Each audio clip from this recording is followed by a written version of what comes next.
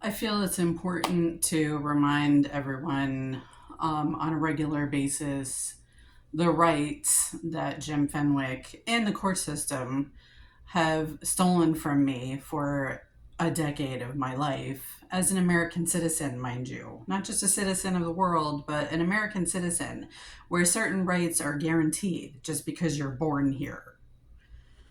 Um, so I made a list. I'm going to read from my list.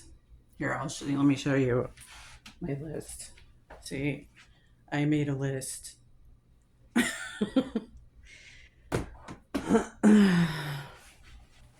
So first, um, and not all of these are necessarily on the Constitution. It's more just like basic human rights.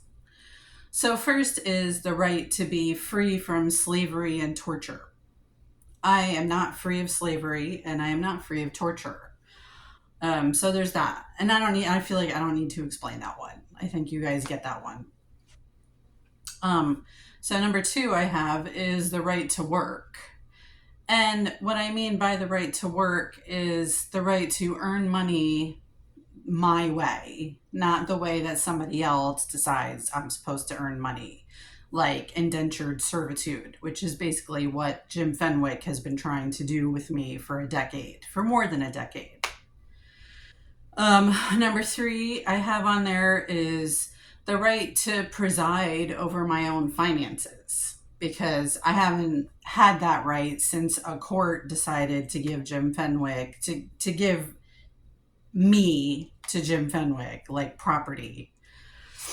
Um, I don't know what the state of my finances in reality. I know that I have money, but I don't know how much, and I don't know where it is, and I have no access to it.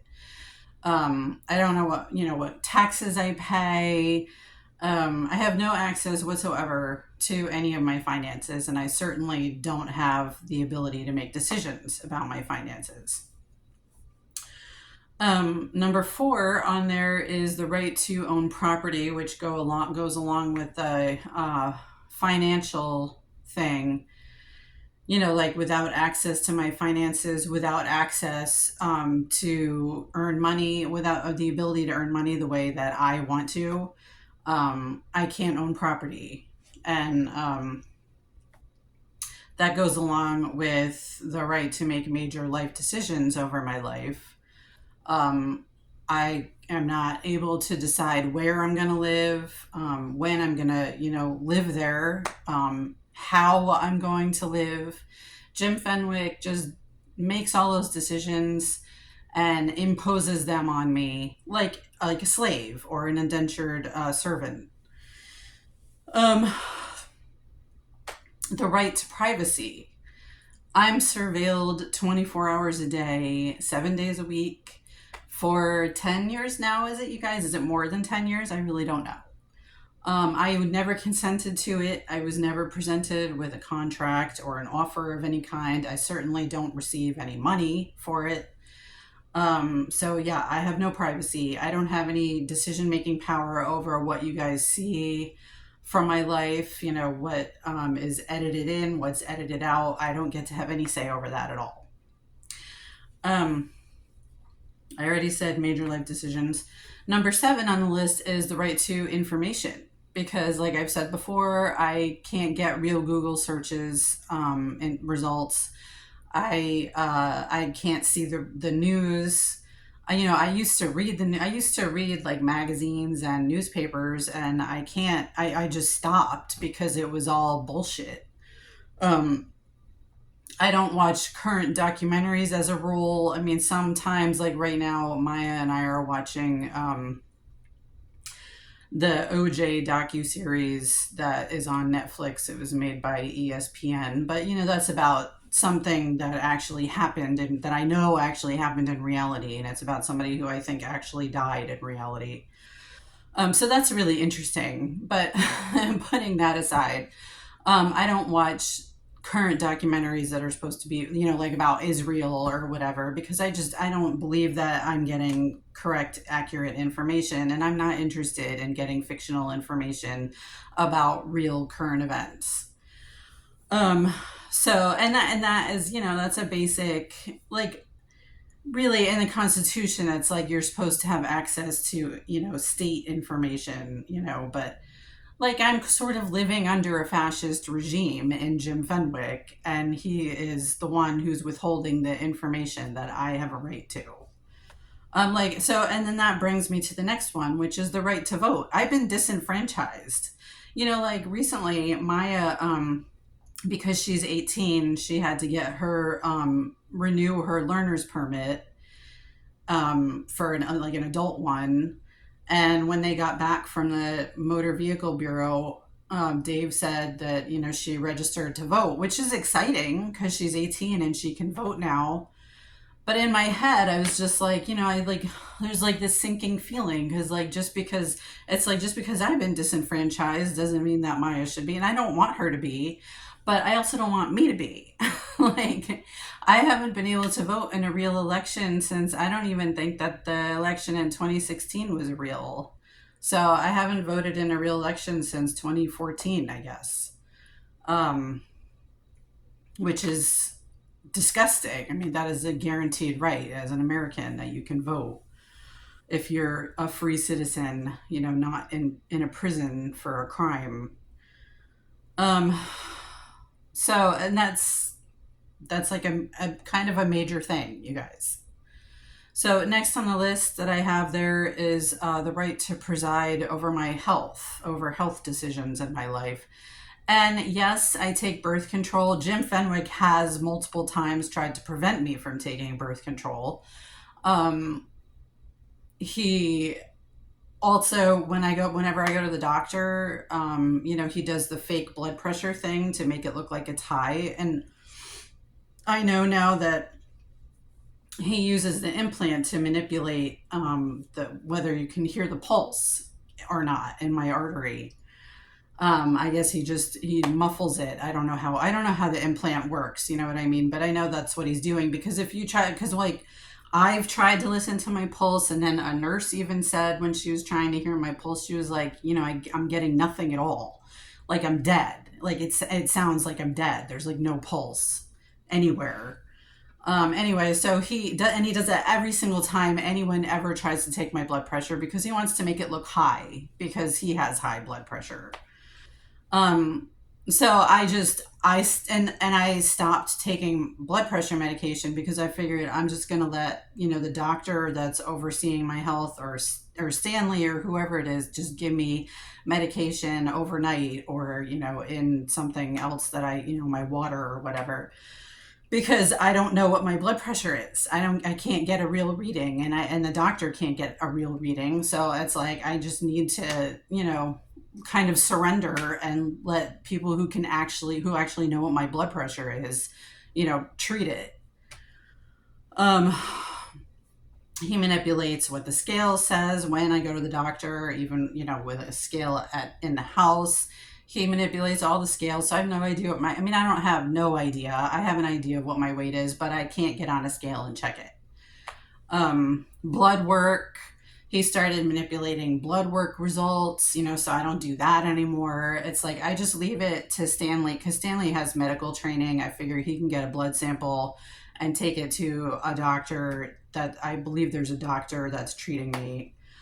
And just like I said, I just surrender to that because I'm not going to go to the doctor anymore just so Jim Fenwick can terrorize me with fake health problems when I'm trying so hard to be healthy. Like I'm really taking care of my body and being healthy, like very healthy, especially relative to how I used to be. So I know that things have improved. They have to have. I mean, it's just not possible for them not to have improved when I've made such huge lifestyle changes.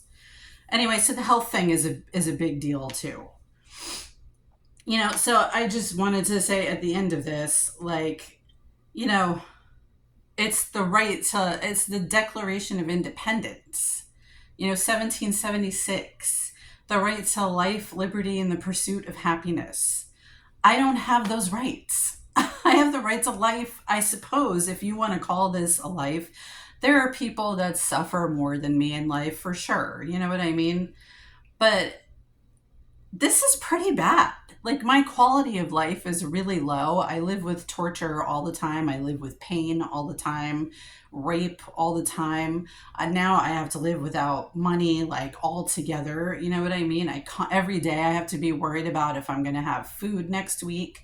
You know what I mean? Like I don't know where I'm going to be living in a year. I don't know when this is ever going to end. I mean, it's like my quality of life is very very low. Um and and it's bullshit. That's basically the point I wanted to make, is that it's bullshit.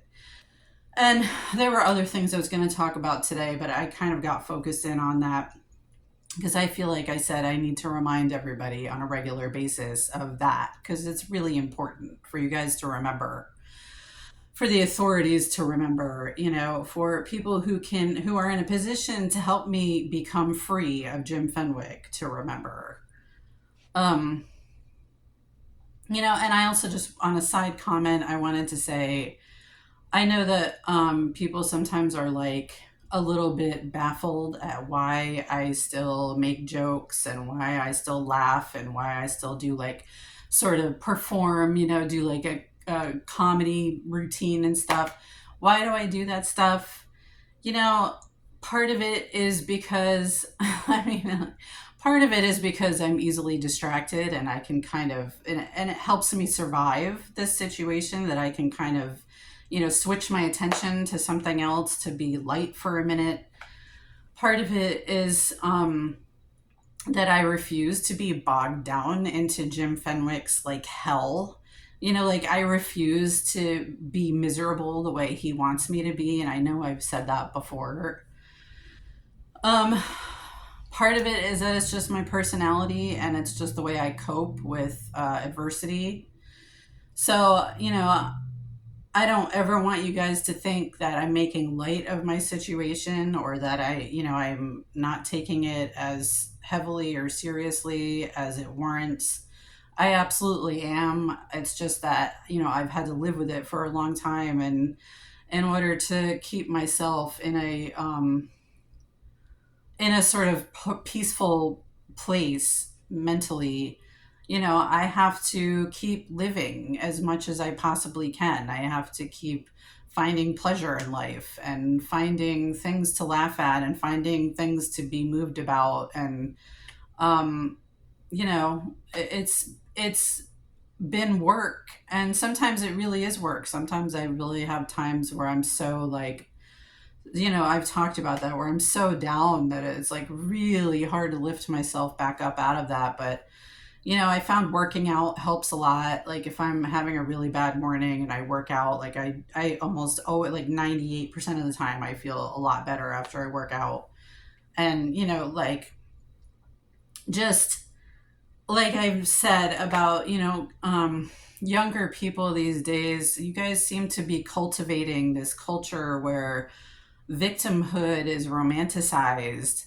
And I just really want to caution you guys away from doing that, because there's nothing romantic about this situation. You know what I mean? There's nothing romantic about being traumatized. It's not romantic at all.